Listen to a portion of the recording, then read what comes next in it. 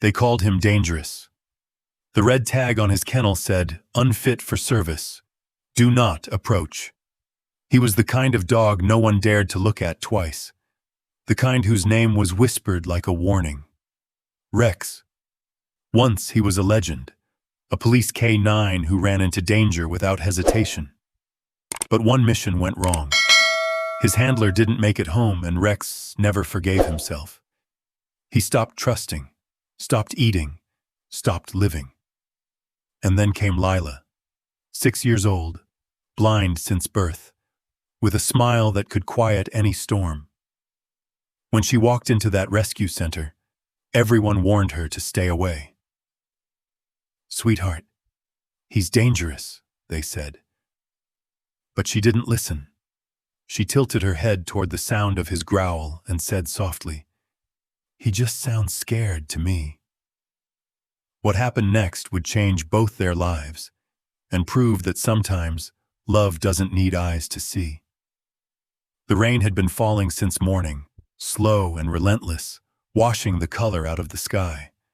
By afternoon, the police dog rehabilitation center was wrapped in gray silence. The sound of it, soft drumming on the tin roof, echoed between the rows of kennels, blending with the faint clinks of metal bowls and the uneasy shuffle of paws. Every so often, a low whine broke through, then faded, swallowed by the steady rhythm of rain. At the far end of the corridor, away from the brighter cages and the chatter of volunteers, was a single stall with a red tag bolted to its gate. "Unfit for service, do not approach."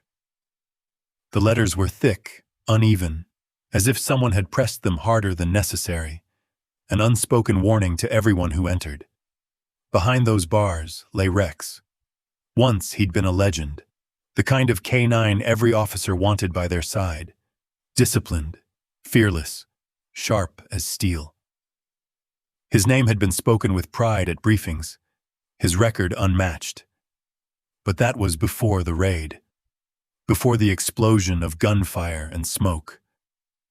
The staff didn't like talking about it, but the new volunteers always asked.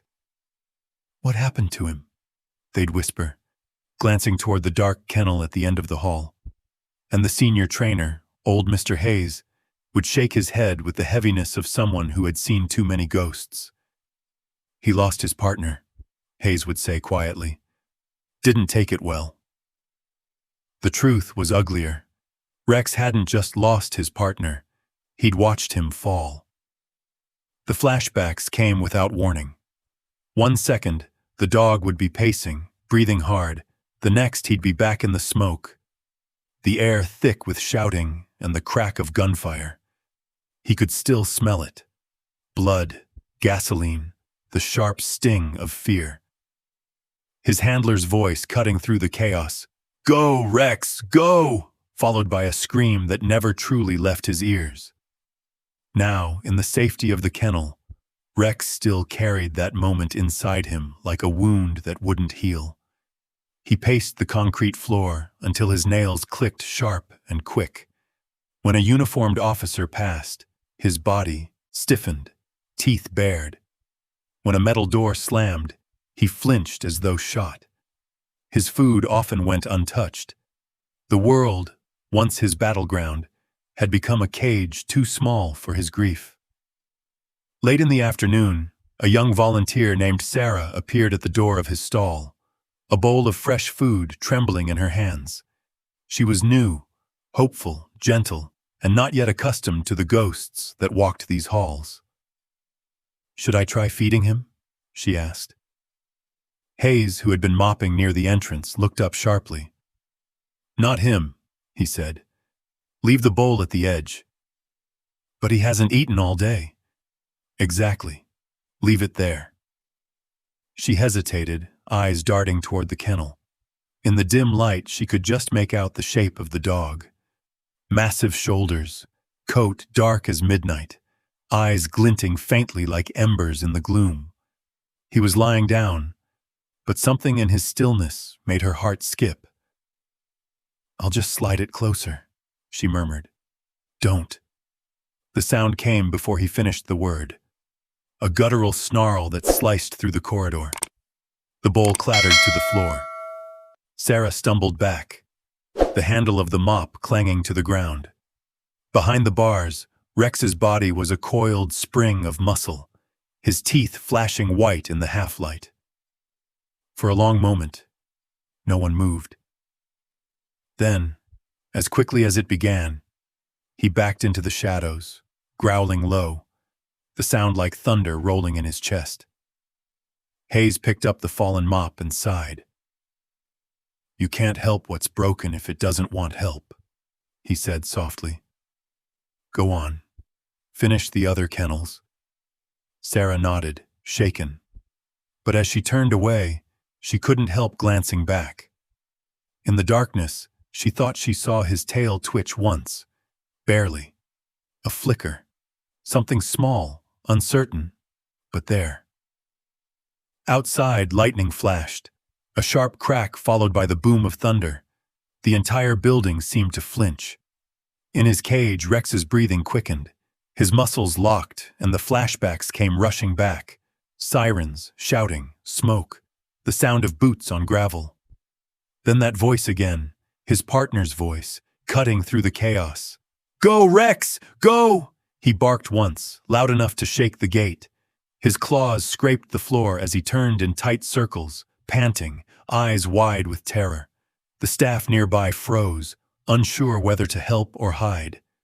"Easy, boy," Hayes whispered, stepping closer but not too close. "You're not there anymore. You're safe." But Rex didn't hear him. He was back in the smoke, dragging his wounded handler by the vest, barking for backup that never came. In his mind, the gunfire still echoed. The smell of fear was still fresh. And when the thunder rolled again, he pressed himself into the corner of the kennel, body trembling, tail curled tight under him. The rain kept falling, a steady rhythm against the roof. For a long while, no one spoke. The shelter quieted. The younger dogs whimpered softly, reacting to the energy pulsing from the last cage. Hayes watched, his heart heavy. He knew what the others didn't. Rex had been there the night his handler's breathing stopped. The dog had refused to leave his side until they carried the body away. Some bonds, he thought, break the mind before they break the heart. When the storm finally began to fade, Rex's breathing slowed. He rested his head on his paws, eyes still open, staring into the dark. The air smelled faintly of wet concrete and fear. Somewhere deep inside, beneath the layers of memory and pain, a small part of him still waited for the familiar footsteps, the calm voice that once said, "Good boy, Rex, I've got you." But that voice would never come again. The center lights dimmed for the evening. One by one, the kennels fell quiet. Only at the end of the corridor, the red tag still glowed faintly in the emergency light. "Unfit for service. Do not approach." Behind it, the dog everyone feared lay motionless, his heart still trapped on a battlefield that existed only in his mind. And outside, the rain began again, soft, endless, like the world itself was mourning a hero who could no longer hear its call. The rain had eased to a soft drizzle by the time the door of the shelter creaked open. The air inside smelled faintly of wet fur and disinfectant, but over it lingered something warmer, the earthy scent of dogs, the breath of life behind metal bars. Water dripped from the edges of the roof, tapping a rhythm that seemed to echo the soft tick-tick of a white cane on the concrete floor. That gentle tapping was the first sound that reached Rex's ears. Down the hallway, inside the darkest kennel, his body stiffened. His eyes, dull moments ago, lifted toward the noise. It wasn't sharp like a command, or heavy like boots. It was light, deliberate, curious.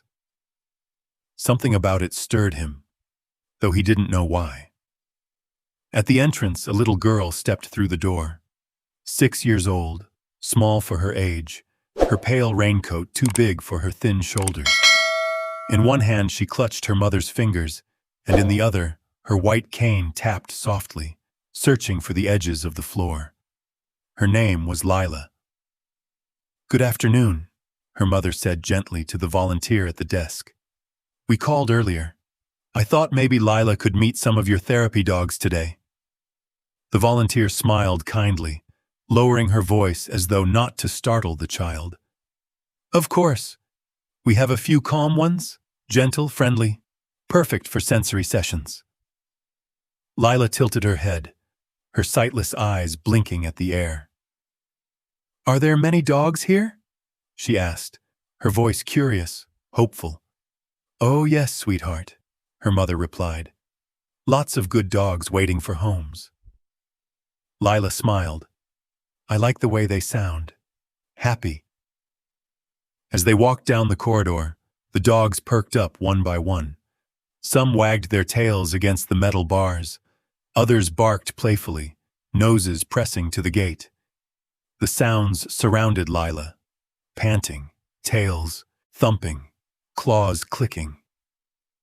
She laughed, a bright sound that softened the gloom of the hall.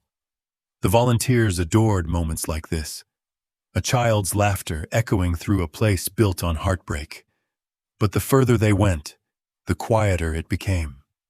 Until, from the very end of the hallway, a low, steady growl rolled through the air.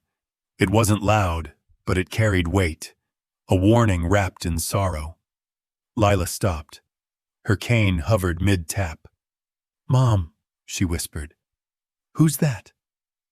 Her mother's hand tightened. "Sweetheart, not that one," she said softly. "He's not safe." The volunteer beside them shifted nervously. "That's Rex," she said. "He's a police dog. Was. He doesn't like strangers." Lila turned her head slightly, her expression unreadable. "He doesn't sound mean," she said after a moment. "He sounds sad." Her words hung in the air like a note no one wanted to acknowledge. The volunteer forced a polite laugh. "That's one way to think about it, honey, but we don't go near Rex. He's still healing." But Lila didn't move on. She stood perfectly still, facing the direction of the growl, her cane tapping once more like a heartbeat. Inside his kennel, Rex's ears flicked forward. He could smell her now. Something faint and clean, the scent of rain and childhood. He rose slowly, muscles tense but not in rage, just alert. His eyes tracked the motion of her cane even though she could not see him. "Come on, sweetheart," her mother urged. "Let's meet one of the golden retrievers. They're friendly." But Lila didn't answer. She tilted her head, listening. The growl had softened into a quiet rumble, like distant thunder fading. "Mom," she said finally, "I want to talk to him." Her mother froze. "Lila, no." "Just to talk," the girl said gently. "Please?" The volunteer exchanged a helpless glance with the shelter director, who had just stepped into the hall. "She wants to see Rex," the volunteer whispered. The director sighed. "No one goes near him, not even handlers. That dog's unpredictable." But Lila, small and unafraid, stood straighter. "He won't hurt me," she said simply. Her mother crouched beside her, voice trembling. "Baby, you can't know that. He's not like the others." Lila smiled faintly, turning her face toward the sound of rain against the roof. "I can tell when someone's angry," she said softly, "and when they're sad. He's just sad." There was something disarming about the way she said it. Not childish stubbornness, but certainty, quiet and clear. For a moment, even the staff stopped protesting. The director finally exhaled. "All right," he said slowly. "But you stay behind the yellow line. No touching, understood?" Her mother nodded reluctantly. "Yes, just for a moment." They moved down the corridor, past rows of wagging tails and curious eyes. The further they went, the more the air thickened with tension. Every step echoed, every breath felt measured. Rex stood waiting in the shadows, the red warning tag on his cage glowing faintly under the fluorescent light. When Lila's cane tapped the concrete just in front of his kennel, he shifted. A deep rumble vibrated through his chest. Not quite a threat, more like a warning to keep distance. Lila stopped just short of the bars. She could sense him there, feel his breath in the still air. Her mother's hand tightened on her shoulder. "Lila, honey?" But the girl smiled. "Hi," she whispered softly, her voice barely more than a breath. "I think you're just scared." For a heartbeat, nothing moved. Then, to everyone's astonishment, the low growl faded. The air changed, less sharp, more curious. The volunteers stared in disbelief.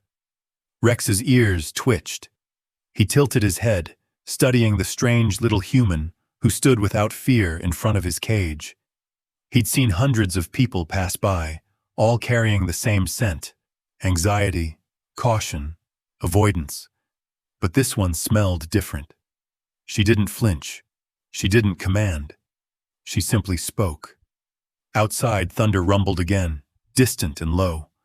The sound rolled through the building, but Rex didn't panic this time. He stayed still, watching the girl who had dared to answer his growl with kindness. "See?" Lila murmured.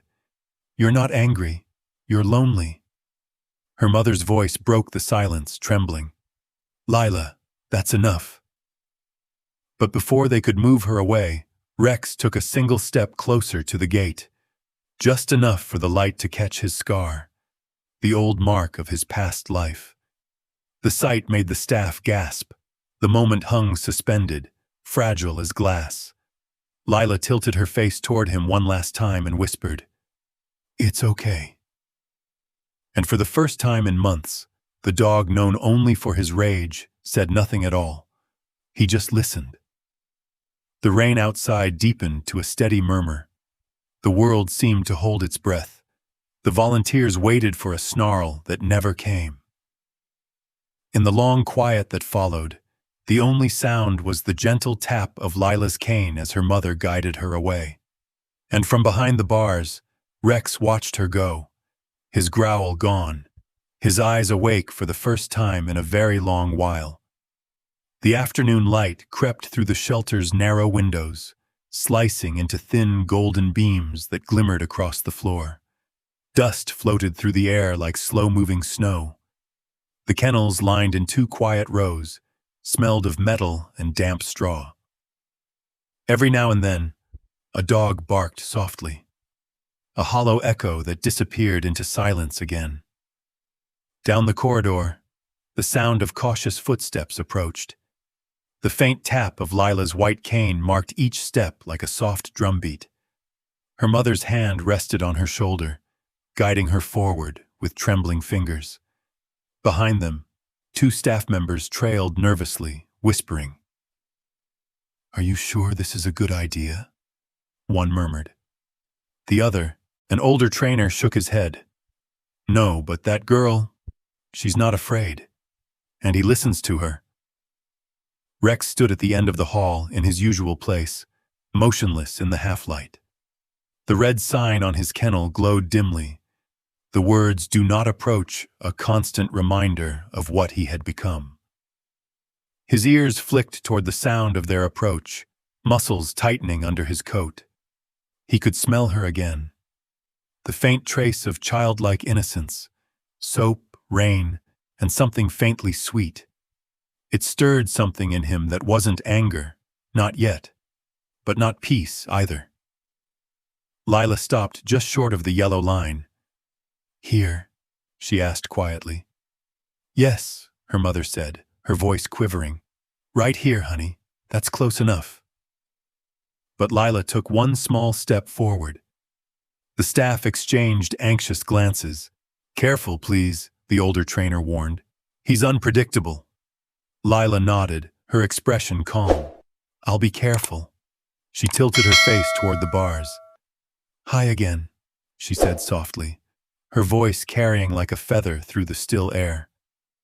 I don't know if you remember me. I was here yesterday. The silence that followed was heavy, almost tangible. Rex's breathing was the only sound, deep, measured, uncertain. His eyes flicked toward her cane, then to her small, open hands resting at her sides. They say you're dangerous, she continued, her tone gentle but unwavering. But I don't think danger sounds like sadness. Something shifted, subtle but real. His ears twitched. The low growl that usually lingered in his throat was gone. Her mother's hand tightened again. Lila, she whispered. That's enough talking. He's not. But the girl raised her hand slightly, signaling her to wait. It's okay, Mom. I can tell when someone wants to be left alone, but I don't think he does. Her words filled the corridor, soft yet certain. The staff, who had grown used to barking, snarling, and chaos, didn't know what to do with the sound of such calm. Rex stood completely still, his body caught between fear and curiosity.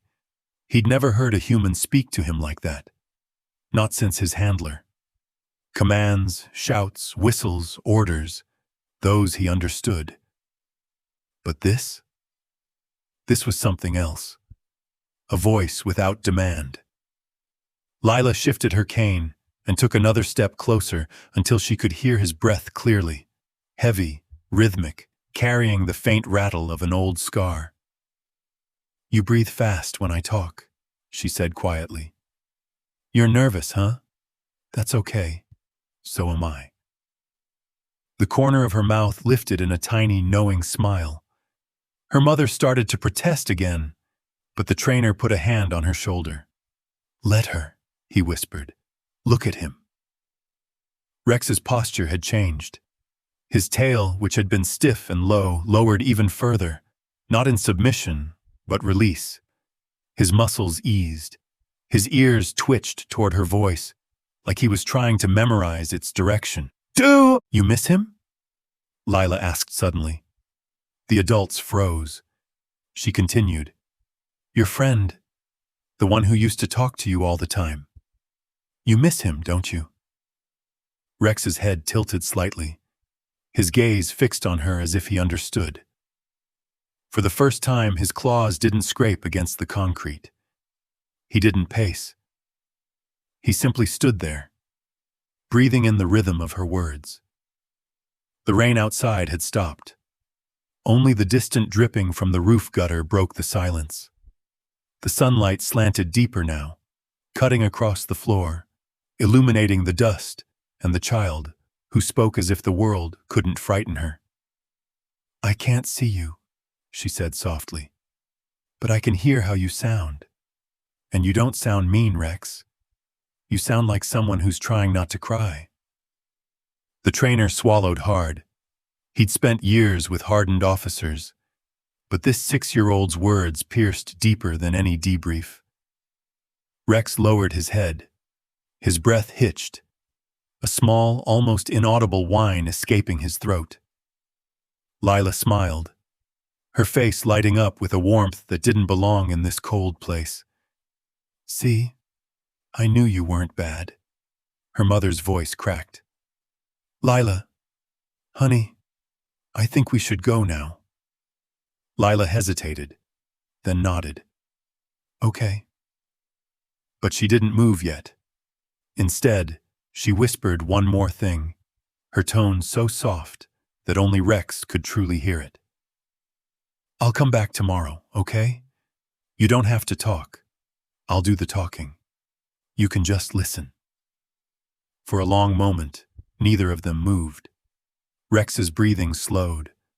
The hard tension that lived in his body seemed to loosen, if only slightly. He didn't bark. He didn't growl. He simply listened. Something no one believed he could do anymore.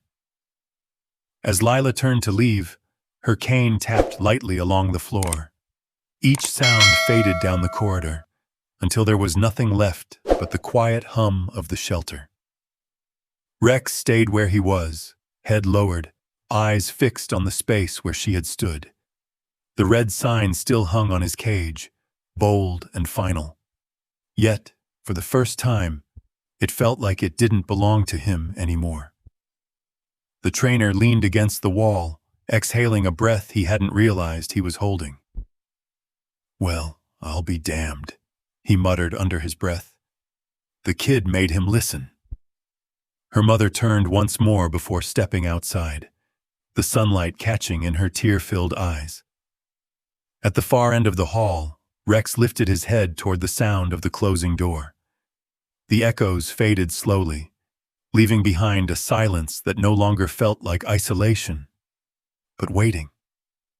Waiting for the voice that didn't order, didn't demand, only understood. And in that fragile, golden quiet, something inside him, something he thought was long dead, flickered back to life. The air inside the corridor felt heavier that afternoon, still and thick, as if even the building was holding its breath. Dust motes floated in the shafts of light that cut through the old windows, drifting between the rows of kennels like quiet ghosts. From somewhere near the entrance came the faint sound of rain starting again, soft and rhythmic, a whisper against the roof.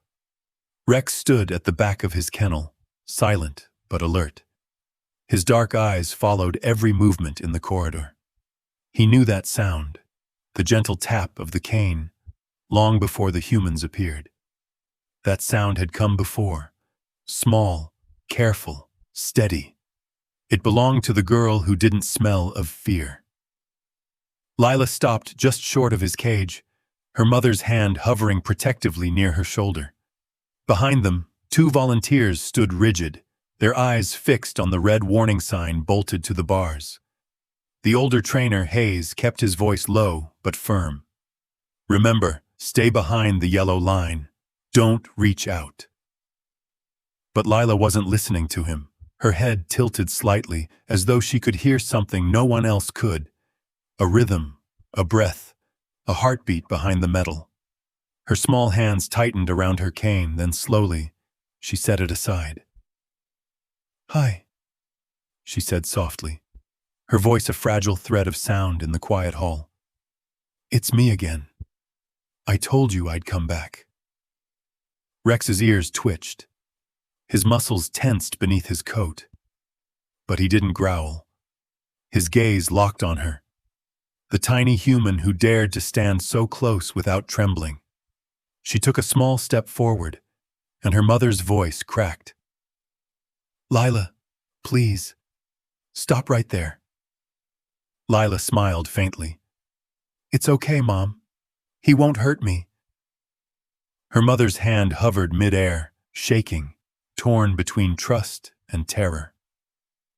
Lila turned her face toward the cage. "You don't have to be afraid of me," she said gently, her words steady even though her hand trembled. "I know what fear sounds like. You don't sound like that." For a long moment, nothing moved. Even the other dogs seemed to fall silent, as if they too were watching. Rex's breathing deepened, nostrils flaring as he caught her scent again. Rain, soap, faint traces of the outside world. His body was a map of tension, shoulders rigid, tail low, ears flicking forward and back. His scar, the one that curved from the corner of his eye to his jaw, caught the light, a flash of silver against the darkness of his fur. The trainer whispered under his breath, "Don't move closer, kid. Don't." But Lila didn't stop. She lifted her small hand slowly, fingers trembling but deliberate, reaching toward the space between the bars. "See?" she whispered. "My hand's small. It can't hurt you." Her mother pressed a hand to her mouth, eyes wide. One volunteer's knuckles turned white around the clipboard she held. The entire corridor felt like it was holding a single breath. Rex's tail twitched once, then twice. He shifted his weight forward, one paw stepping into the light. The faint sound of claws scraping the floor echoed like thunder in the hush of the room. "Rex, easy," Hayes murmured, his voice careful but calm. The dog's eyes flicked toward him for the briefest moment, then back to the girl. Lila stood still, hand outstretched, her fingers hovering inches from the bars. Her heart beat so loudly in her chest, she could feel it in her fingertips. "It's okay," she said again, her tone almost a whisper now. "You don't have to be afraid anymore." Rex's head lowered. His nostrils flared as he took in her scent. One step closer, then another. His muscles trembled with every movement, instinct and memory warring inside him.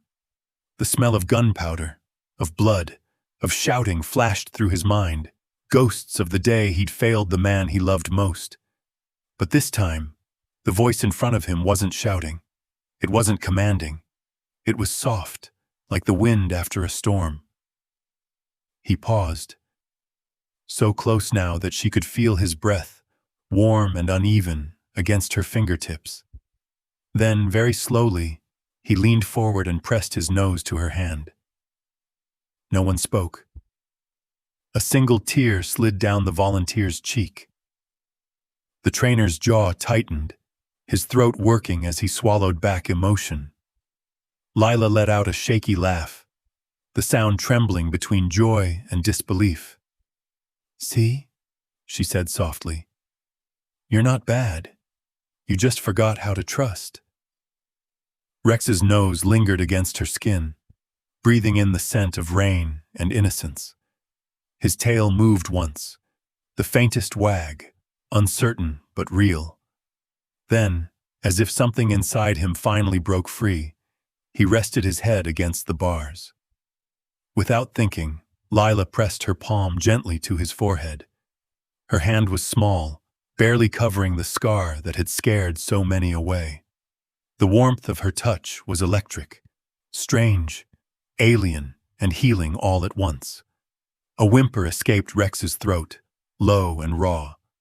It wasn't a sound of fear or threat. It was something older, deeper, grief maybe, or relief. He pushed closer, eyes closing as if to hold on to that feeling for as long as he could. Her mother's tears fell silently. The trainer turned away for a moment, pretending to check the clipboard, but his voice was unsteady when he finally spoke.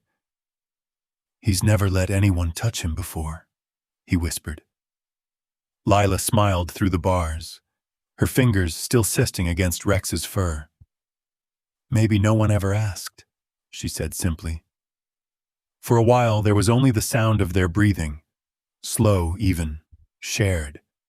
The storm outside grew louder, rain drumming against the roof again, but neither of them flinched. The thunder came and went. The lights flickered. Still they stayed, the blind girl and the broken dog, connected by something the rest of the world couldn't explain. Finally, Lila lowered her hand, her voice trembling with emotion. "Thank you, Rex," she whispered, "for trusting me." Rex didn't move. He just stayed close to the bars, eyes soft, body calm. For the first time since the night of the raid, he didn't feel like a danger. He didn't feel like a failure. He just felt seen when Lila turned to leave, her mother guiding her gently by the hand. Rex let out a low whine, the kind a dog makes when something precious walks away. Lila stopped. She smiled in his direction, though she couldn't see him. "I'll come back tomorrow," she said quietly. "Promise." And as her footsteps faded down the hall, Rex pressed his forehead once more against the cold steel bars, the same place her hand had been. Outside, the thunder rolled again, but for the first time he didn't shake. He simply closed his eyes and breathed. Morning light drifted through the dusty windows of the shelter, spilling across the concrete floors in soft, golden streaks. The air smelled faintly of disinfectant and wet fur, but there was something else now, something lighter. Hope had a scent too, though no one could quite name it. It had been 3 weeks since that first touch, the day everyone thought would end in blood and fear, but instead birthed something gentle and unexplainable. Now, every afternoon after school, the same soft rhythm echoed down the hallway, the steady tap-tap of a white cane, the shuffle of small shoes, and a voice that had somehow managed to soften a monster. "Hi, Rex," Lila said as she arrived, her tone bright and familiar. "It's me again. Did you miss me?" Rex was already waiting, sitting near the bars before she even reached him. His ears perked at the sound of her voice, and his tail brushed the floor twice, slow but certain. For the staff who had spent months watching him retreat deeper into silence, that tiny motion was enough to make their throats tighten. She settled onto a small stool the volunteers had placed by his kennel. In her lap rested a braille book, the corners of its pages gently worn from use. "I brought you something new today," she said, running her fingers over the raised dots. "It's a story about a knight who thought he was too broken to fight again. I think you might like it." Her mother sat a few feet behind her, quietly knitting, pretending not to listen. But she did. Everyone did. The trainers, the volunteers, even the director, who often claimed to be too busy with paperwork, found excuses to linger nearby. As Lila began to read, her voice filled the corridor. It wasn't loud, but it carried, steady, melodic, and full of warmth. She stumbled over words sometimes, feeling her way through the sentences, but Rex didn't mind. Each pause, each breath seemed to soothe him. "The knight wore no armor," she read softly, "because he believed he didn't deserve to be protected. But the villagers still called him brave, not because he fought dragons, but because he kept showing up." Rex shifted slightly, his tail thumping once against the floor. Lila smiled. "I think you're like that knight," she said. "You kept showing up too, even when it hurt." The volunteers exchanged glances. Some tried to hide their smiles, others didn't bother. Every visit followed a pattern now, a kind of ritual that neither of them seemed to tire of. She would arrive after lunch, always carrying a book. Sometimes she read fairy tales, sometimes detective stories, once even a book of poems that made her giggle halfway through. And always, before she began, she'd whisper something simple through the bars. "Hi, Rex. It's a good day." At first, Rex would only listen from a distance. He'd lie still in the corner, head low, pretending not to care. But as the days passed, he started to move closer, inch by cautious inch, until his paws rested against the edge of the bars. By the second week, he was sitting there before she even opened her book, waiting. "See, Mom?" Lila said one afternoon, reaching toward the gate. "He knows my voice." Her mother's eyes softened, but her voice trembled slightly. "He does, sweetheart. He really does." The director, standing in the doorway, leaned against the wall with his arms crossed. "You're a miracle worker, kid," he said quietly. Lila turned her head toward the sound of his voice and smiled. "No, sir. I just talked to him." Rex huffed softly, almost like he agreed. That day, Lila switched things up. Instead of reading, she began to hum, a slow, gentle melody that seemed too old for a child her age to know. The sound echoed off the walls like a lullaby meant for both of them. Something in Rex changed when she sang. His eyes closed, his breathing slowed, and for the first time he lay down without tension in his muscles. When she reached the end of her song, he let out a long, low sigh, the kind of sound that only comes from something finally letting go. "You're getting better, aren't you?" she said, her voice barely above a whisper. "You don't shake anymore when it rains." And she was right. The staff had noticed it too. The last thunderstorm had passed without incident. Rex hadn't barked, hadn't clawed at the walls. He had simply lain there, calm, listening, like he knew she'd come back when the clouds cleared. Small miracles kept piling up. He began eating regularly again, his appetite returning with quiet determination. The food bowls that used to go untouched were now licked clean by morning. When volunteers passed by, he no longer growled. Instead, he watched them with cautious curiosity. Even his coat began to shine again, the dullness fading under care and calm. It was as if her voice had reached places no medicine or training could. One afternoon, as Lila read a passage from her Braille story, Rex pressed his nose against the bars, closer than ever before. The staff held their breath. Lila smiled when she heard the faint scrape of metal. "Hey, there you are," she said. She leaned forward and gently tapped her forehead against the gate in return. "That's our hello, okay?" Rex's tail thumped softly. The volunteers whispered among themselves. "Did you see that?" He greeted her. "I told you," said one. "That girl's magic." But it wasn't magic. It was patience. It was the kind of love that doesn't demand, only offers. By the end of that week, the director had done something he hadn't in months. He smiled. Not just a polite smile, but the kind that creases the eyes, the kind that feels earned. "You know," he told the staff one morning, "maybe we've been doing it wrong all along. Maybe what these dogs need isn't fixing. Maybe they just need someone to see them." And at the end of the hall, Rex rested his head against the bars, while Lila's voice filled the air again, reading about heroes and dragons and people who never gave up. In those moments, the shelter didn't feel like a place of broken things. It felt alive. As the sun dipped lower in the sky, painting gold across the floor, Lila packed up her book. "I'll be back tomorrow, Rex," she said. "We'll finish the story then. The knight's about to find his way home." Rex gave a low whine, a sound somewhere between longing and gratitude.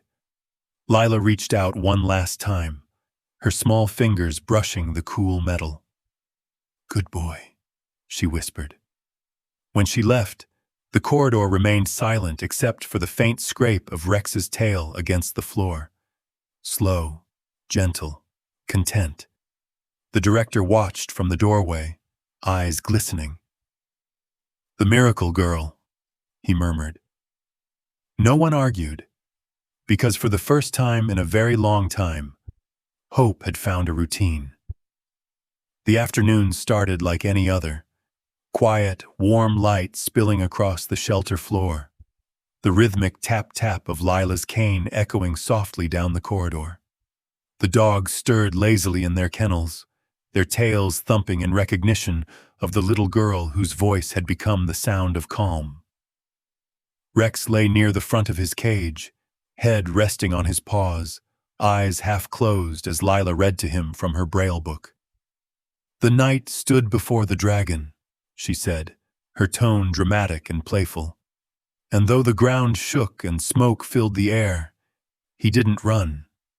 He stayed, because he remembered who he was." Rex's tail brushed the floor once, as if agreeing. His ears twitched toward her voice, the sound he'd come to trust more than any command. The air was peaceful, still in the way only quiet healing can be. At the far end of the hall, a young staff member named Ben was finishing the afternoon cleaning. He was new, full of energy, eager to prove himself. The other volunteers had warned him about Rex, about the trauma and the sensitivity to noise. But warnings often mean little to those who haven't seen the damage themselves. Ben carried a heavy bucket and kicked open the supply room door with the heel of his boot. The metal door slammed against the wall with a violent crash. The sound ripped through the corridor like a gunshot. Every dog jolted awake, barking in a chaotic chorus. But Rex didn't bark. He exploded. In an instant, he was on his feet, snarling, eyes wild with terror. The memory struck like lightning. The echo of the raid, the screams, the metallic scent of blood. He wasn't in the shelter anymore. He was back on the street, smoke choking the air, his partner shouting his name. "Rex, no!" the trainer yelled, rushing forward. But the dog didn't hear. He slammed against the bars, claws screeching against the steel, barking in panic, saliva flying as he tried to tear through the metal that separated him from the phantom battlefield in his mind. Lila froze, her hands flying to her ears at the sound. "Rex?" she gasped. Her voice trembled, but she didn't move away. "Get her out of here!" someone shouted. But Lila shook her head. "No," she cried. "He's scared." The adults hesitated, torn between instinct and the strange authority in her small voice. Lila dropped her cane. The sharp clatter against the floor seemed to pierce through the noise for a split second, just long enough for Rex to pause. "Rex!" she called again, louder this time. "It's me! I'm here!" Her voice wavered, but didn't break. She stepped closer, guided only by sound, the scrape of his claws, the deep, uneven growl that filled the air. She reached out, her hand trembling in the space between them. "Rex, you're safe," she said, her voice soft but steady now, the same tone she had used when she first met him. "It's not real. It's just noise. You're safe." The trainer started to protest. "Lila, get back!" But Rex's movements slowed. His bark faltered into a whine, confusion flickering in his eyes. He pressed against the bars, breathing hard, pupils wide with panic. His claws still scraped the floor, but weaker now, less like a fight, more like surrender. Lila took another step forward, tears welling in her eyes. "You're not there anymore," she whispered. "You're here, with me." The corridor fell eerily quiet, except for her voice. Even the other dogs had gone still. Rex's chest heaved, his gaze locked on her, his body trembling as if wrestling ghosts only he could see. Slowly, painfully, he lowered himself to the ground, his breath ragged. A low, broken whine escaped him, a sound no one had ever heard from him before. Lila knelt, her knees scraping the floor, and slid her hand through the bars. "Come here, Rex," she murmured, her words soft as a prayer. He hesitated. Then, like something inside him gave way, he crawled forward. His head pressed through the space between the bars until it rested against her small lap. His entire body quivered, not from rage but from exhaustion, from memory, from release. The trainer's breath caught. He's letting her touch him. Lila's fingers found the familiar curve of his scar. "It's okay," she whispered. "You did good. You don't have to be brave right now." Rex let out a long, trembling breath. The tension that had gripped him melted as his eyes fluttered closed. His muscles, once tight as wire, loosened beneath her touch. The rest of the shelter stood frozen in silence. One of the volunteers began to cry quietly, hand over her mouth. The sound of the rain outside grew louder, gentle, steady, like the world was exhaling with them. Lila stroked his fur slowly, her voice barely audible now. "You're safe. I promise. No more fighting. No more noise." Rex whimpered once more, softer this time. His breathing slowed, matching hers, sinking with the calm she carried like a gift. His tail twitched once, twice before finally going still. Her mother crouched nearby, tears in her eyes. "Sweetheart," she whispered. "How did you—" Lila smiled faintly, not looking up. He just needed someone to tell him it's over. The trainer exhaled shakily, wiping his face with the back of his hand. "I've been trying to calm that dog for 6 months, he muttered. "She did it in 6 minutes. Lila kept petting Rex's head, her fingers tracing slow circles. "Because I listened," she said softly. "No one listens when someone's scared. They just yell louder." Rex's tail thumped weakly against the floor. His breathing was calm now, eyes half-lidded, body pressed close to her lap, as if afraid she might disappear. When the last drops of rain hit the roof, the storm was gone, outside and inside. The new staff member, still pale with guilt, whispered, "I'm so sorry, I didn't mean—" Hayes raised a hand.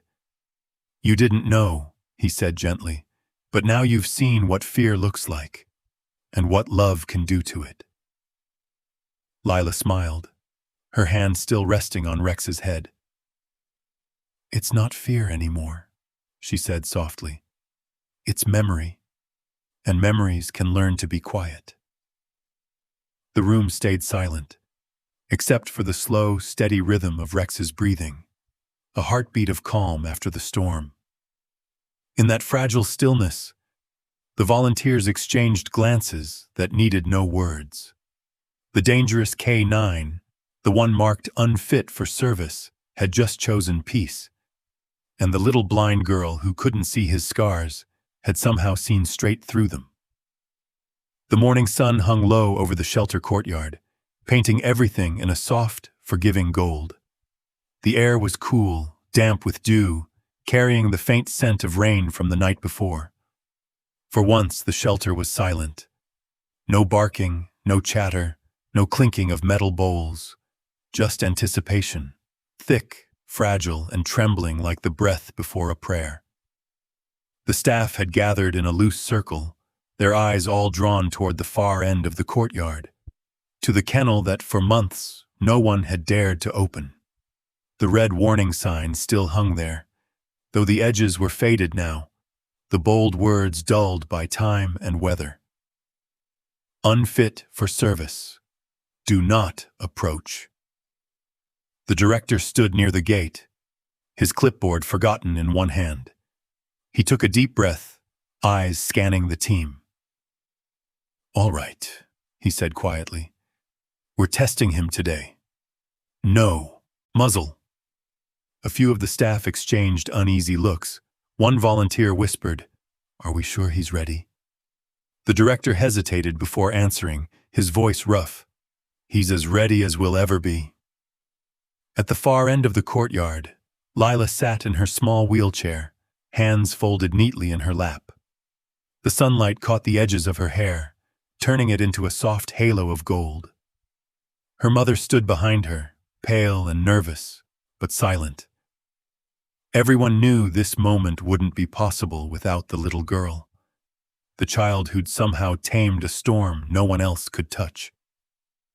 Lila tilted her head slightly, sensing the hush that had fallen. "Is everyone here?" she asked softly. "Yes, sweetheart," her mother whispered. "Everyone's here." "Good," Lila said. "He shouldn't have to be scared today." Inside the kennel, Rex stood pressed against the door, muscles tight, eyes alert. He could smell the air outside, fresh grass, earth, the faint scent of freedom that both called to him and frightened him. He'd been out before, briefly, under leash and guard, but never like this, never without the cold press of the muzzle, never without fear. The director nodded toward the handler nearest the cage. "Open it." The metal latch clicked. The gate creaked open with a slow, reluctant groan, the sound stretching through the air like the turning of a long-locked door. The staff held their breath. The courtyard fell so still that even the birds in the trees seemed to stop singing. For a long moment, Rex didn't move, His paws stayed frozen to the concrete floor. His body quivered ever so slightly, not with aggression, but uncertainty. The open space before him was both invitation and test. He looked at the light spilling through the doorway, as though it were something foreign. Lila leaned forward, her voice steady but gentle. "It's okay, Rex. You can come out now." The sound of her voice broke through the hesitation, like a thread of sunlight cutting through fog. Rex's ears perked. His eyes flicked toward her, finding the familiar source of calm. Slowly, one cautious step at a time, he moved forward. His claws scraped lightly against the concrete, the rhythm uneven but determined. The staff tensed, every muscle coiled, every instinct waiting for something to go wrong. But nothing did. Rex stepped fully into the sunlight.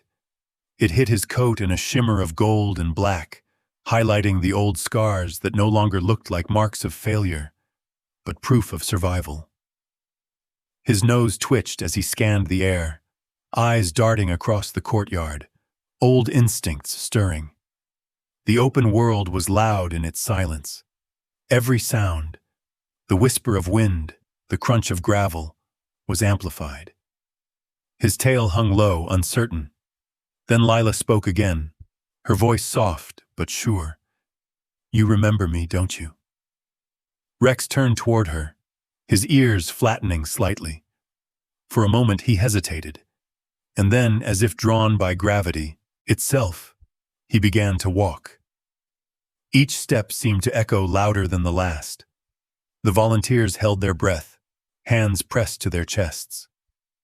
Lila smiled faintly, listening to the rhythm of his paws on the ground. She didn't flinch. She didn't back away. She simply waited. When Rex reached her, he paused, his large frame casting a shadow over her small chair. The air was thick with unspoken tension. Then, quietly, he sat. The metal of his tags clinked softly as his body settled against the ground beside her. He looked up at her face, blind but bright with warmth, and exhaled, a long, heavy breath that sounded like surrender. The silence broke. One of the volunteers began to cry. Another let out a breath that turned into a shaky laugh. The director blinked hard, his voice catching as he said, "Well, I guess that answers that." Lila reached out a hand, and without hesitation, Rex pressed his head against her knee. His tail gave one slow, uncertain wag. Her smile widened. "You did it," she whispered. "You came home." The trainer who'd once sworn Rex would never recover turned away, pretending to check the gate, his eyes wet. "Would you look at that?" he muttered. The big guy finally made peace. The director cleared his throat, his composure slipping. "All right, folks, let's give them some space." But no one moved. They were all frozen in that moment, watching the broken hero sit beside the little girl who had taught him how to trust again. The sunlight shifted, glinting off the scar that ran across Rex's face. For the first time, it didn't look harsh. It looked like a medal. Lila leaned down slightly, her fingers brushing through his fur. "See?" she said softly. "No more cages. Not for you." Rex lifted his head, his eyes closing as he pressed closer to her hand. A low rumble left his throat, not a growl, but something deep and peaceful, like a sigh of relief. The courtyard was silent except for that sound, the hum of contentment from a dog who'd spent too long in fear. The director finally wiped his eyes and laughed under his breath. "Guess we'll need to take that sign down." Rex turned his head slightly at the sound, tail swishing once in the dirt. "Yeah," said one of the staff, smiling through tears. "I think he just fired us all." The group chuckled softly, But no one missed the weight of what they were seeing. A creature once lost to trauma, now walking in sunlight again. Not because of training or discipline, but love. Lila's mother bent down and whispered, "Sweetheart, look at him." Lila smiled, tilting her head toward the warmth at her side. "I don't need to," she said quietly. "I can feel it." Rex pressed his nose against her hand again, his eyes soft, his tail wagging slow and sure. For the first time in his life, the open door behind him didn't mean danger. It meant freedom. And this time, he didn't walk through it alone. The offer came, quietly, almost casually, but it changed the air in the room. The director stood in the small office, hands clasped together, voice careful. "Mrs. Carter," he said, "we'd like you to consider adopting Rex, permanently." Lila's mother froze. The words hung there, impossible to ignore. Through the window behind the director, she could see Lila sitting in the courtyard with Rex, her small hands resting on his fur as she told him some story about a girl and her dragon. The dog sat beside her, calm, loyal, and utterly still. "Adopt him?" she repeated softly. The director nodded. "He's ready. And, well, he's bonded to your daughter. She's the only one who can reach him." Mrs. Carter's throat tightened. "I'm not sure," she said carefully. "He's still unpredictable, isn't he? What if—" The director smiled faintly. "He's unpredictable with everyone else, but not with her." Her eyes fell on the dog again. He looked peaceful, gentle even. But the scars across his muzzle, the muscles beneath that still frame, told another story. A part of her couldn't forget the file she'd once seen. The red letters. Dangerous. Do not approach. "She's blind," Mrs. Carter whispered. If something startled him. The director's tone softened. He's had every reason to fear the world, and she's the only one who taught him not to. Maybe that's what they both needed. Mrs. Carter didn't answer. She just nodded weakly, thanked him for his time, and walked her daughter home through the slow drizzle of the afternoon. Lila held her hand the whole way, humming quietly, oblivious to the storm clouds gathering above. "Mom," she said, "can Rex come live with us one day?" Her mother squeezed her fingers. "We'll see, sweetheart. We'll see." But her heart was heavy. That night, the wind picked up. It howled through the trees, rattling shutters and bending branches until they scraped against the roof. Rain began to fall in sudden, heavy bursts, drumming on the windows like 1,000 frantic fingers. Lila lay in bed, listening. Thunder rolled in the distance, deep, sharp, and growing closer. Each crash made the walls tremble. Then came the lightning, a brilliant white flash that lit up the entire room, and with it, a sound she hadn't expected, the low, distant wail of the shelter's alarm. Her heart lurched. "Rex!" She scrambled from her bed, fumbling for her cane, her voice already rising.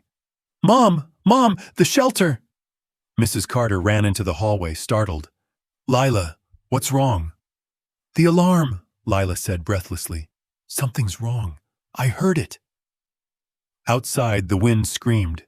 A garbage can rolled across the street, the storm's rage growing by the second. At that same moment, several miles away, the shelter's security lights flickered.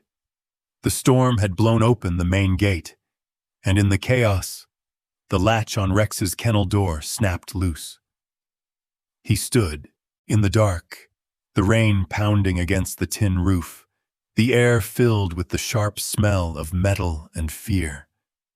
The thunder came again, loud, violent, the kind that once sent him into madness. But this time it didn't paralyze him. It called to him. Something deep inside him stirred. A pull. A direction. A name. Lila. He pushed the door with his shoulder. It gave way under the weight, clanging open into the storm. The cold rain hit his fur, soaking him instantly. He hesitated only for a heartbeat, then ran. The streets were chaos, wind howling through alleys, water pooling around his paws, thunder rolling overhead. But Rex moved with purpose, nose to the ground, following the faint scent that had anchored him for weeks. The smell of soap, rain, and innocence. Back at the Carter home, Lila had pressed herself against the front door, shouting into the storm. "Rex! Rex!" Her mother grabbed her shoulders. "Lila, stop! He can't hear you. Please!" But Lila shook her head fiercely, her wet hair clinging to her face. "He can. He always does." Mrs. Carter tried to lead her back inside, but Lila refused. She stood on the porch, rain soaking her pajamas, lightning flashing in the distance. Each time thunder roared, she called again, louder, her voice cutting through the wind. "Rex, come back!" And then, between two flashes of lightning, a dark shape appeared at the end of the driveway, a silhouette against the silver rain. For a moment, Mrs. Carter thought her eyes were playing tricks on her. But then she heard it. That unmistakable low whine. "Mom," Lila breathed. "He's here." Rex trudged toward them through the storm, his coat plastered to his body, his paws splashing through puddles. His head was lowered, ears flattened, tail wagging faintly. Cautious, but certain. When he reached the gate, he sat down in front of it, water dripping from his fur, his eyes fixed on the girl on the porch. Lila dropped her cane and stumbled forward, her mother's hands hovering uselessly behind her. "Rex!" she cried, tears mixing with the rain. The dog didn't move, just waited, as if asking permission. Lila knelt on the wet steps, stretching out her hands. "You came back," she whispered. Rex gave a soft whine, then pressed his head against the gate. His breath came out in visible puffs against the cold. When she reached through the bars to touch him, he leaned into her palm, closing his eyes. Behind them, a car pulled up. The director, soaked to the bone, leaping out and running toward the house. "We've been looking everywhere for him," he shouted. "He broke out as soon as the storm started." But when he saw where Rex had gone, he stopped. The sight said everything. Lila's mother sank to her knees beside her daughter, tears falling freely now. Rex's tail thumped weakly against the mud, every movement slower, heavier, but full of devotion. "He found you," Mrs. Carter whispered. "In this storm, he found you." Lila smiled through her tears. He knew where home was. The director exhaled, shaking his head in disbelief. "Well," he said softly, "I guess we have our answer about the adoption." Mrs. Carter looked at Rex, her fear dissolving into something else. Awe, gratitude, surrender. The creature she'd once feared as dangerous was sitting in the rain like a sentry, guarding her child. She reached out, resting her hand gently on his back. "Welcome home, Rex," she said. The dog lifted his head slightly, eyes reflecting the porch light. His body trembled from the cold, but his gaze was steady, full of peace. As thunder rolled again in the distance, he pressed closer to the gate, not to escape but to stay. Loyalty wasn't something he'd been trained to show anymore. It was something he chose. And that night, in the middle of the storm, the dangerous K9 who once knew only duty finally found what he'd been searching for all along, a home, and the voice that had taught him how to be free. Morning sunlight spilled softly through the lace curtains, painting the kitchen in gold and warmth. The sound of gentle paws against the wooden floor came before anything else. A steady, familiar rhythm, that had become the heartbeat of the Carter household. Rex stopped beside the kitchen table, head tilted slightly, eyes tracking every movement with quiet vigilance. "Good morning, partner," Lila said from her chair, her hand reaching down automatically to find his head. She didn't need to see him to know exactly where he was. Her fingers brushed through his fur, and his tail gave a slow, contented wag. Mrs. Carter smiled as she poured coffee. "You two make quite the team," she said. Lila grinned. "He's the best alarm clock I've ever had." The dog huffed softly, as if in agreement. It had been nearly 4 months since the storm. 4 months since Rex had shown up at their gate, soaked and trembling but determined to stay. The paperwork had been finalized within a week. The red "unfit for service" label was gone, replaced with a small engraved tag on his collar. Rex, guide and guardian. Every day since had been a small miracle. After breakfast, Lila clipped the harness onto his vest. The movement was practiced now.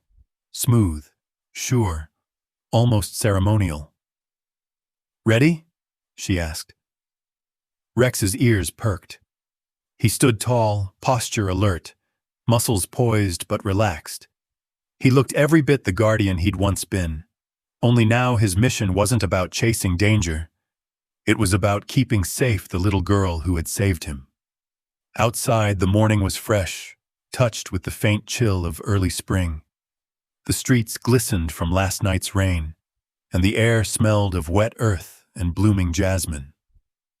The neighborhood had learned by now to recognize the pair, the small blind girl and the large German shepherd walking in perfect sync, like two halves of a single soul.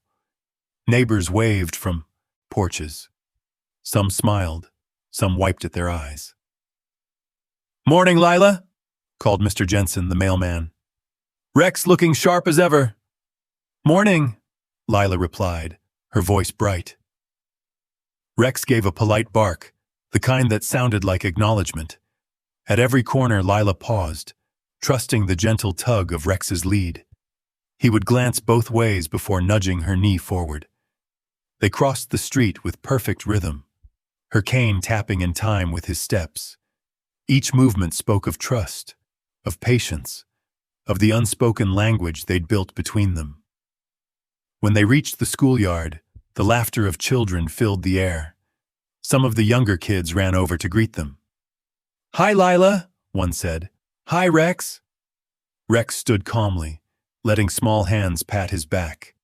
He'd once flinched at sudden contact, but now his only reaction was a soft, steady exhale, the kind that said, "It's all right. You're safe here." Lila laughed, her cheeks flushed with happiness. Okay, one at a time. He's very popular, you know." Her teacher, Mrs. Palmer, smiled from the doorway. "And very well behaved. We might need to put him on the payroll." Rex tilted his head at the sound of his name, earning another round of giggles. When the bell rang, the children scattered inside, but Lila stayed behind for a moment, crouching next to her partner. She wrapped her arms gently around his neck, pressing her cheek to his fur. "You see for me," she whispered, her voice barely audible, "and I'll believe for you." He didn't understand the words, not exactly, but he understood the promise. His tail thumped once against the pavement. Rex watched her walk into class. His body relaxed, but his eyes never leaving her until the door closed. Then he lay down outside, head resting on his paws, content to wait as long as it took. When school ended that afternoon, the pair took the long way home, through the park, where the grass was thick and green, and the air carried the scent of lilac and rain. Lila walked barefoot for a while, letting the cool blades of grass brush against her toes. Rex followed close beside her, every step measured, every motion gentle. "Mom says you're like an angel," Lila said, as they walked. "But I think you're more like a soldier who just came home." Rex's ears flicked back at the sound of her voice. He looked up at her face, calm, unseeing, but full of light, and gave a low, quiet rumble of contentment. They stopped near the garden behind their house, where Lila liked to sit in the afternoons. She had a habit now of reading out loud to him, poetry, mostly. Words she couldn't see but could feel. She sat cross-legged on the grass, Braille book open across her lap, fingers moving gently across the raised dots. Her voice rose softly into the warm air. "For hearts like ours," she read, "the world can break and heal again, 1,000 times, and still, we choose to love." Rex lay beside her, head on her knee. His tail flicked lazily each time she paused to breathe. From the porch, Mrs. Carter watched them with quiet awe. It was hard to believe this was the same dog who had once been marked untouchable, the same creature who used to flinch at thunder and human voices alike. Now he slept through rainstorms. Now he guarded a child's dreams. Sometimes, at night, when the wind carried the faint echo of distant thunder, he would lift his head for a moment, ears twitching. But instead of fear, his eyes would drift toward the small shape sleeping peacefully nearby. And just like that, the ghosts faded back into silence. That evening, as the sun dipped below the horizon, Lila sat beside Rex on the porch steps, her hand resting over his paw. Fireflies blinked across the garden like tiny sparks of light. "You know," she said softly, "sometimes I wonder if you were meant to find me." Rex turned his head, brushing his nose against her hand in quiet agreement. She smiled, the faintest tremor in her voice. "Maybe we were both just waiting for someone who didn't give up." He pressed closer, the warmth of his body wrapping her like a living promise. The world around them glowed in soft amber, peaceful, whole, alive. The broken pieces of their pasts no longer hurt. They had simply become part of the story. And as the stars began to appear, one by one, the girl who could not see leaned her head against the dog who once could not trust. Two souls who had found their way out of the dark, not through sight, but through love. Somewhere in the stillness, Lila whispered again, "You see for me, and I'll believe for you." And Rex, the dog who once trembled at thunder, lifted his head toward the horizon and let out a quiet breath, steady, strong, and free. The day began the way all good days should, quiet, sunlit, and full of peace. The streets shimmered under late afternoon light, and the breeze carried the faint scent of lilacs and spring dust. Lila walked with her usual steady rhythm, her hand resting lightly on Rex's harness, her white cane tucked at her side. They were heading home from the park, their steps familiar and in sync. Children's laughter drifted from the playground behind them. Somewhere, a radio played an old song. Everything about the world felt ordinary, but in the kind of way that makes you forget how fragile peace can be. "Almost home, boy," Lila said, smiling. "Mom's probably making cocoa." Rex gave a soft huff, his tail swishing once. His ears twitched, alert as always, but his body was relaxed, every step measured to match hers. To anyone watching, they looked unshakable, a girl who couldn't see and a dog who refused to let her fall. They reached the crosswalk at the corner of Maple and 3rd, the one with the faded white lines and the traffic light that always clicked a second too slow.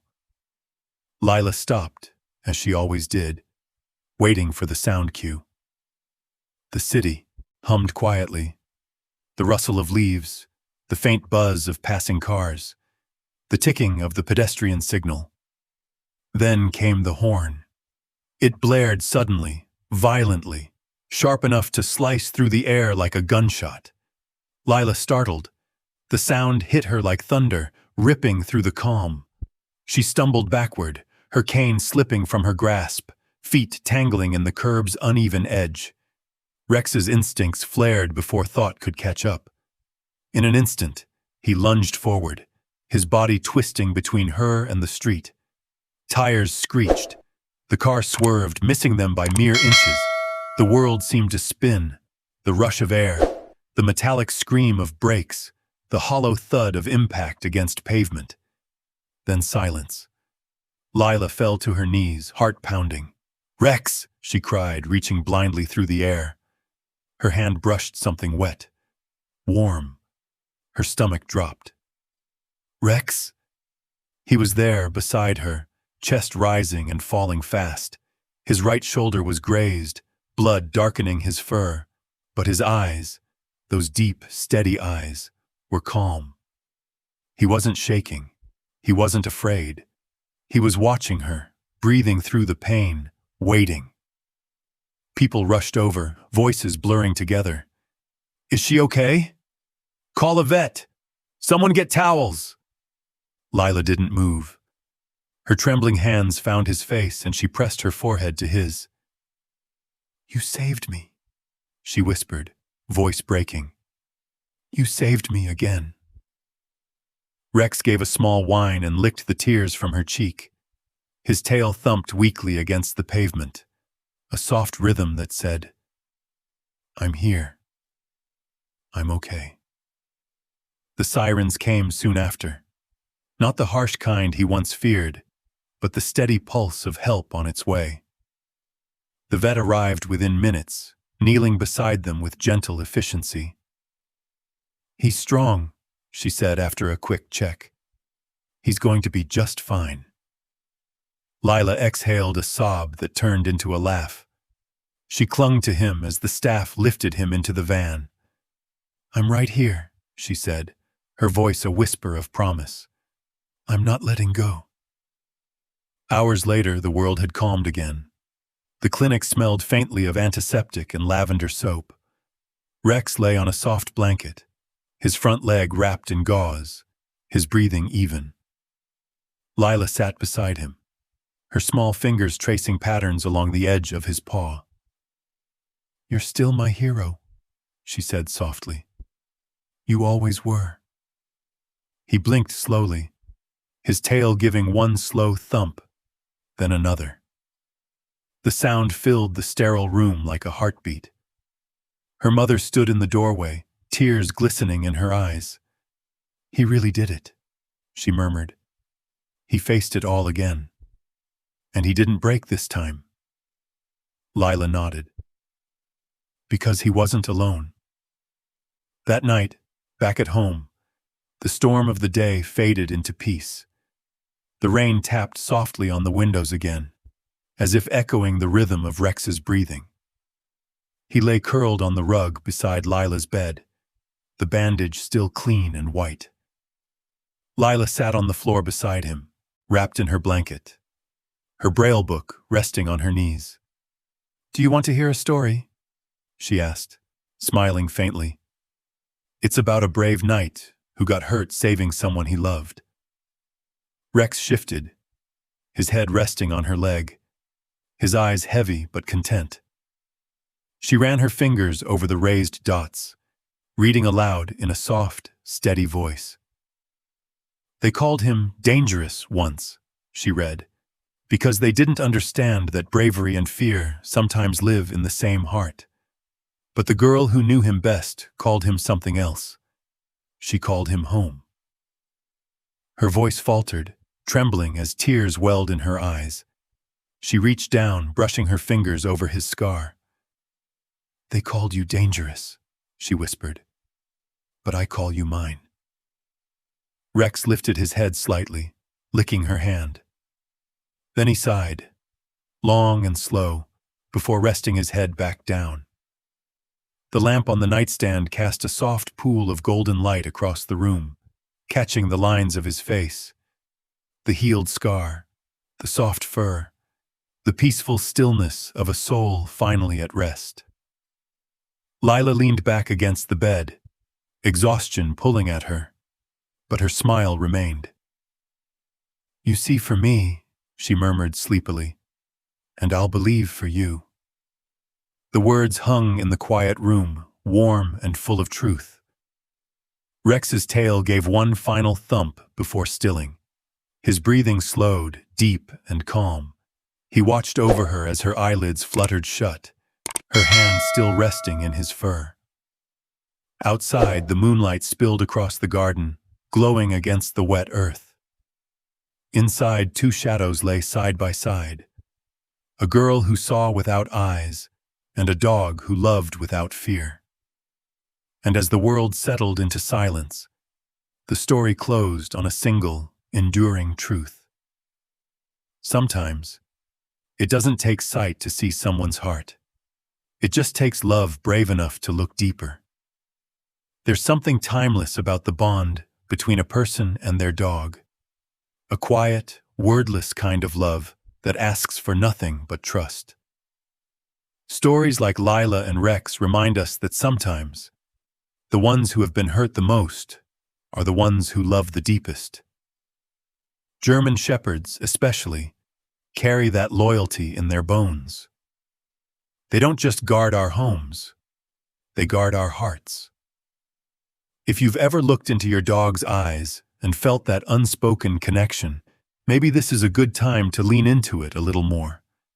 There's a wonderful resource I've been using that helps people understand their dogs on a deeper, more emotional level. You don't have to rush. Just take a look when you feel ready. Because at the end of the day, it's not about training or commands. It's about understanding, patience, and love. The same kind that healed a broken dog and gave a blind girl the world back. Take care of your four-legged friend tonight. Maybe sit a little closer, listen a little longer. They've probably been waiting to tell you something all along.